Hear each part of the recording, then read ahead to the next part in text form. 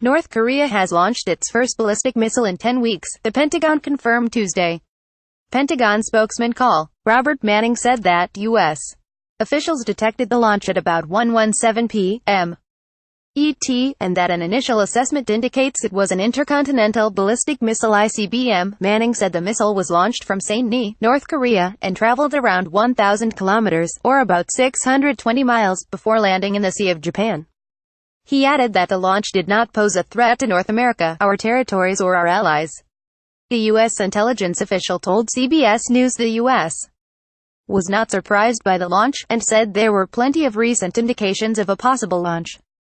The South Korean news agency Yonhap first reported the missile launch, citing South Korea's Joint Chiefs of Staff. The report said the unidentified missile flew eastward and the South Korean military was analyzing details with the U.S.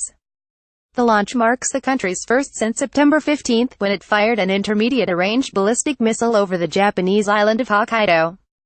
President Trump addressed the missile launch in televised remarks Tuesday.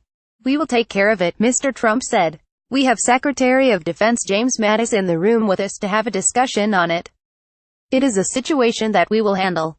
Mattis said the ballistic missile went higher than any previous shot North Korea has taken, and that in response, South Korea had fired pinpoint missiles out into the water.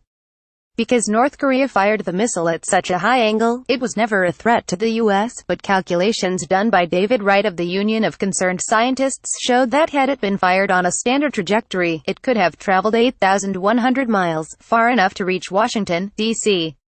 or anywhere else in the U.S. Last week, the Trump administration declared North Korea a state sponsor of terrorism. Washington also imposed new sanctions on North Korean shipping firms and Chinese trading companies dealing with the North Korea. The rogue nation called the terror designation a serious provocation that justifies its development of nuclear weapons. The U.S. mission to the UN announced on Twitter that Ambassador Nikki Haley and her counterparts from Japan and the Republic of Korea have scheduled an emergency UN Security Council meeting for Wednesday. In September, the U.S. drafted a UN resolution calling for a complete oil embargo along with an asset freeze and travel ban on North Korea's leader Kim Jong-un, a measure that had the support of U.S.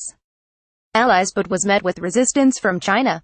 Diplomats now say the U.S., along with Western nations and Japan, will be looking to increase pressure with tougher sanctions as a last resort to diplomatic and economic measures, CBS News' Pamela Falk reports.